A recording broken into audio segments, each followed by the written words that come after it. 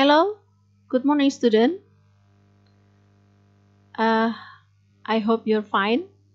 And then today we going to continue our lesson on science lesson in our topic properties of material, sifat dari bahan. Kita akan melihat bagaimana sifat-sifat dari bahan-bahan pembuatan benda yang ada di sekitar kita.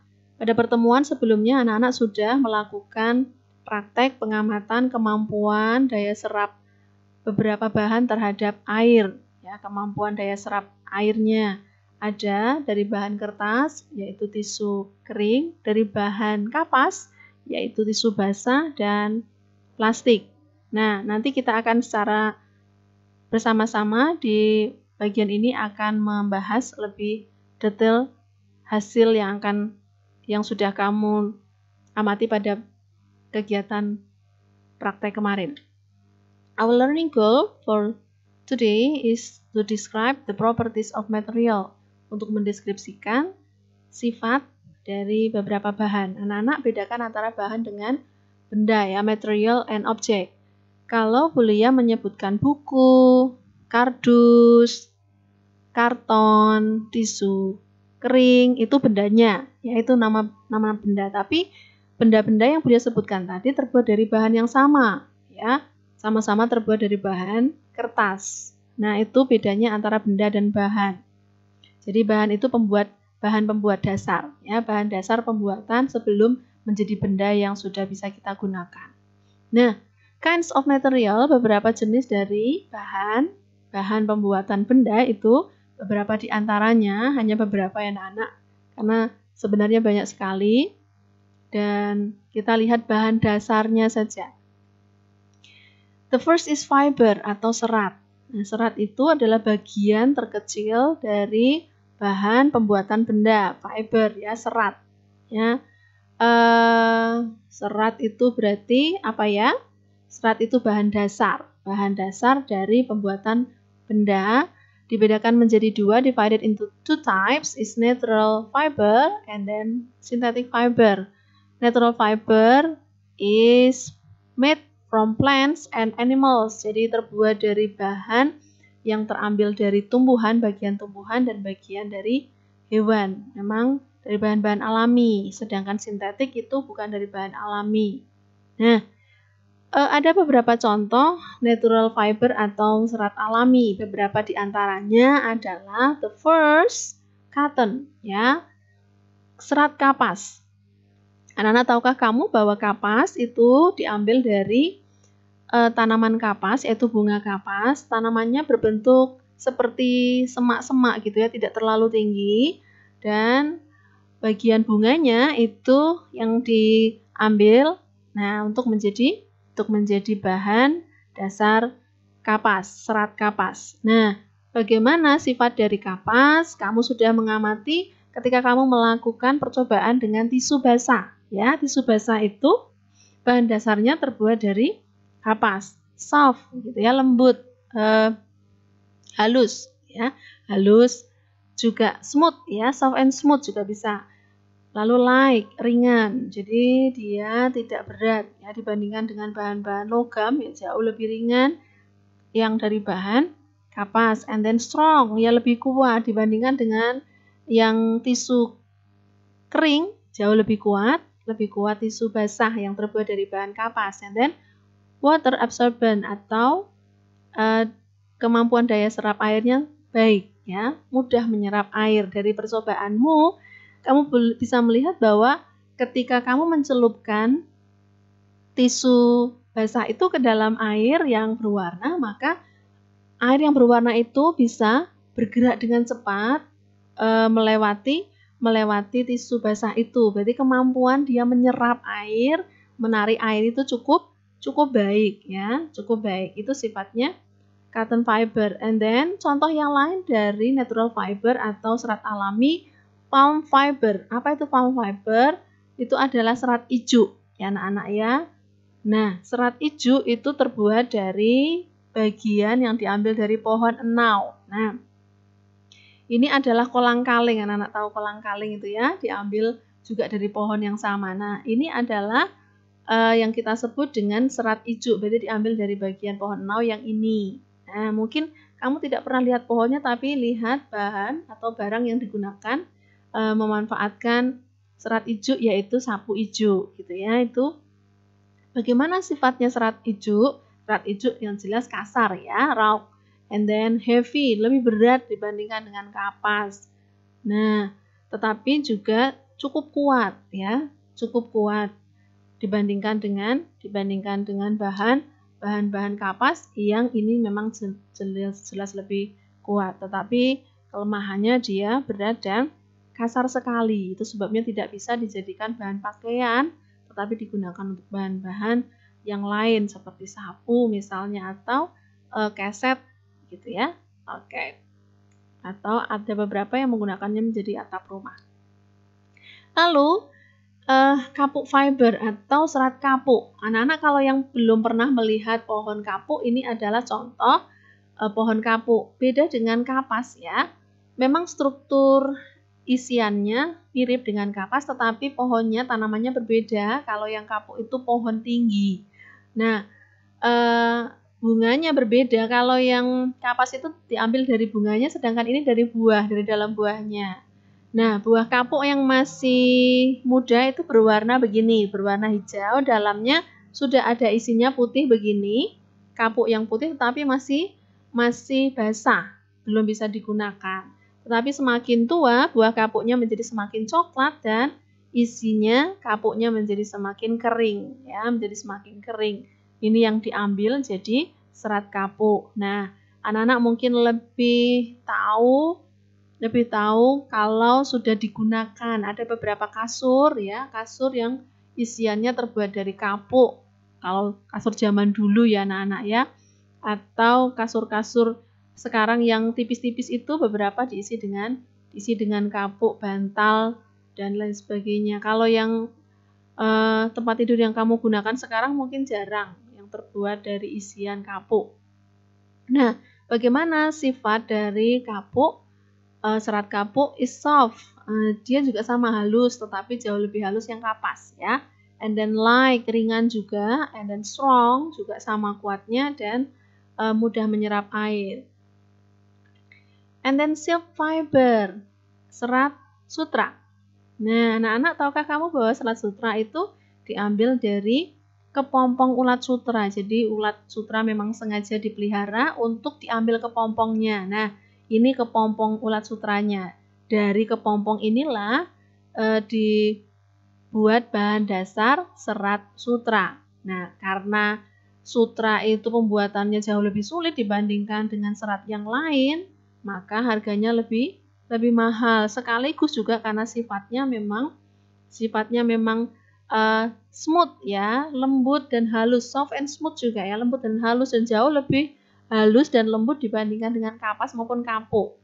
And then light, dia jauh lebih ringan dibandingkan dengan kapas maupun kapuk. And then sama, daya serap airnya juga baik ya, kemampuan menyerap airnya juga baik. Nah, dan satu lagi kelebihannya untuk yang serat sutra ini, dia lebih berkilau dibandingkan dengan serat yang lain. Jadi kesannya lebih mewah begitu ya. Kesannya lebih mewah karena lebih berkilau. Anak-anak yang sudah pernah atau memiliki pakaian terbuat dari sutra, kamu akan bisa membedakan dibandingkan dengan pakaian yang terbuat dari bahan-bahan kapas. Berbeda ya. Jauh lebih halus, jauh lebih lembut, dan terlihat jauh lebih berkilau dibandingkan dengan bahan yang terbuat dari kapas. Oke, and then wool ya. Nah, tahukah kamu serat wool dibuat dari apa? Oke, good. It's from sheep fur ya, dari bulu domba. Jadi bulu dombanya itu dicukur dan itu akan dijadikan bahan dasar pembuatan serat wool. Nah, yang jelas ini strong ya. The properties of wool fiber is strong. Water absorbent sama, kemampuan menyerap airnya juga baik. Light sama-sama ringan juga ya, and then strong juga, kuat juga. Nah, dan yang ini pasti jauh lebih tebal ya. Lebih tebal dibandingkan dengan serat yang lain. Yang paling tipis itu serat sutra, kemudian serat kapas, yang paling tebal yang ini, yang serat wool. Oke? Perbedaannya kalau yang kedua synthetic fiber. Serat sintetik yang kedua ya, made of crude of oil processing. Jadi terbuatnya dari pengolahan minyak. Jadi pengolahan minyak bumi maksudnya anak-anak ya. Jadi minyak bumi itu bisa diolah, dikentalkan, kemudian dijadikan bahan untuk pembuatan serat. Ya. Contohnya serat nilon fiber, polyester fiber, rayon fiber. Mungkin kamu agak kesulitan untuk mengamati. Bulia juga tidak bisa menunjukkan dengan cara menunjukkan bahannya. Kamu bisa mencari saja di sekitarmu. Contohnya tali yang dipakai untuk tali pancing itu ya, itu serat sintetik ya, berasal dari serat sintetik. Beda kan ya? Beda. Itu terbuat dari serat sintetik. Kalau yang untuk tali pancing, kemudian tali layangan itu juga terbuat dari serat sintetik. Berbeda dengan bukan dari fiber yang natural fiber ya.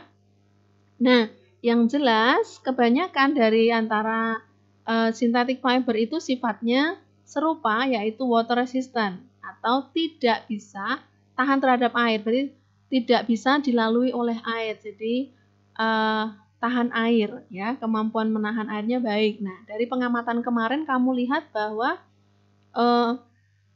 dari plastik. Nah, plastik itu terbuat dari synthetic fiber. Jadi plastik itu tidak bisa menghantarkan atau menyerap air. Jadi kalau kamu menaruh sesuatu di dalam plastik, airnya tidak bisa keluar karena tidak bisa menyerap air. Oke, itu synthetic fiber. Nah, ini adalah contoh nilon ya. Serat nilon berkilau tetapi beda dengan silk ya, berbeda dengan silk atau sutra. Dan ini polyester fiber. Ini rayon fiber. Nah, ini biasanya digunakan di industri-industri. Oke? Nah, and then the second kinds of material.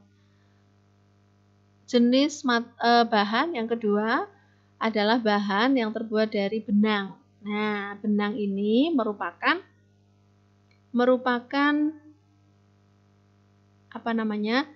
pintalan ya, proses memintal dari serat. Jadi serat yang dipintal itu akan membuat menjadi benang. Jadi misalnya kapas dipintal menjadi benang kapas. Wool dipintal menjadi benang wool. Minyak bumi yang diolah dijadikan benang ya, jadi benang minyak bumi yang terbuat dari nilon, polyester dan lain sebagainya. Nah, proses memintal itu bagaimana? Nah, sebenarnya prinsipnya sederhana. Jadi dari bahan-bahan alami itu atau dari bahan dasar akan dipilin begitu ya, istilahnya dipilin. Ada yang kalau yang secara manual itu pakai puteran. Jadi ini bahan dasarnya ini kemudian dipilin gitu ya, dipelintir bahasa Jawanya ya, dipelintir kemudian dibuat supaya menjadi benang dan diputar begini, nanti akan jadi kumpulan-kumpulan benang. Nah, prinsipnya sederhana begitu sebenarnya. Nah, kamu bisa melihat lebih detailnya di alamat YouTube yang Bulia sertakan ini. Oke, kamu boleh lihat cara memintal secara alami atau secara tradisional pada tayangan ini. Bulia tidak akan menunjukkan tayangannya, nanti kamu bisa kalau berminat silakan cari informasi sendiri ya. Oke. Ini adalah contoh memintal atau benang wool ya, benang wool. Ini benang kapas, lalu ini benang nilon ya, benang-benang nilon. Oke. And then the third is fabric atau kain. Nah, kain itu terbuat dari benang yang ditenun. Ya, benang yang ditenun. Ini adalah contoh mesin tenun tradisional. Jadi benang-benangnya disatukan di satu bagian mesin tenun sehingga menjadi lembaran-lembaran kain yang lebih besar. Ya. And then the fourth is paper. Kertas. Jenis bahan yang keempat adalah kertas. Nah, kertas ini terbuat dari tanaman, dari batang tanaman. Nah, bagaimana proses membuatnya? Jadi, bagian tanaman atau kayu tanaman itu akan dihancurkan lalu dijadikan bubur. Memang tidak semua diambil yang kualitasnya terbaik saja, dijadikan bubur. Jadi dihaluskan, dijadikan bubur, ditambahkan bahan-bahan yang lain, lalu diolah dengan ditambahkan bahan pewarna. Biasanya diberi bahan pemutih supaya warnanya putih gitu ya.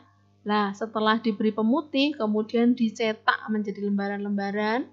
Setelah dicetak menjadi lembaran-lembaran, nah jadilah kertas gitu ya.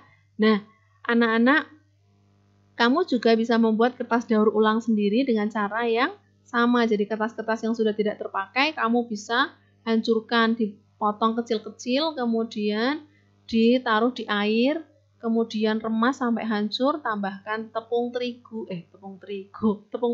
ya, tepung tapioka, kemudian diberi tambahan pewarna, boleh kalau mau ada warnanya, lalu dicetak. Cetaknya itu bisa jadi kamu buat bentuk tertentu, kemudian dimampatkan dan dijemur. Kalau yang manual, yang sudah pernah dilakukan oleh kakak kelasmu pada tahun-tahun sebelumnya. Kalau kamu mau mencoba, silahkan boleh mencoba. Nah, ini proses pembuatan kertas. Nah, bagaimana sifatnya kertas? Yang jelas pada kegiatan pengamatanmu kemarin, kertas itu kemampuan daya serap airnya baik. Ya, jadi kalau kamu menumpahkan tinta atau meneteskan tinta ke atas kertas, dia mudah terserap. Itu sebabnya kertas dipakai untuk menulis karena mudah menyerap tinta. Nah, kemudian kemampuan menyerap airnya baik, tetapi juga ringan ya, dia juga ringan. Dan kelemahannya tapi dia mudah hancur. Ya, mudah hancur. Jadi kemarin waktu kamu melakukan pengamatan, air warnanya mudah sekali bergerak melalui kertas atau kertas tisu kering maksudnya. Tetapi setelah itu kalau kamu ambil dia bisa hancur, beda dengan yang tisu basah yang terbuat dari kapas. Oke? Nah, ya, water absorbent, flammable, mudah terbakar ya. And then light atau ringan. Nah, ini adalah beberapa penggunaan kertas dalam kehidupan sehari-hari. Bisa dipakai untuk buku, tisu kering, kardus ya, kardus-kardus makanan dan lain sebagainya. Yang kelima adalah plastik. Plastik ini yang terbuat dari synthetic fiber tadi ya, yang crude of oil processing, jadi terbuat dari pengolahan minyak bumi. Nah, bahannya plastik yang jelas tadi ya, water resistant, jadi tidak bisa dilalui air, tahan terhadap air, unbreakable, tidak mudah rusak, dan juga ringan. Ya, kemampuannya memang dia tidak mudah hancur.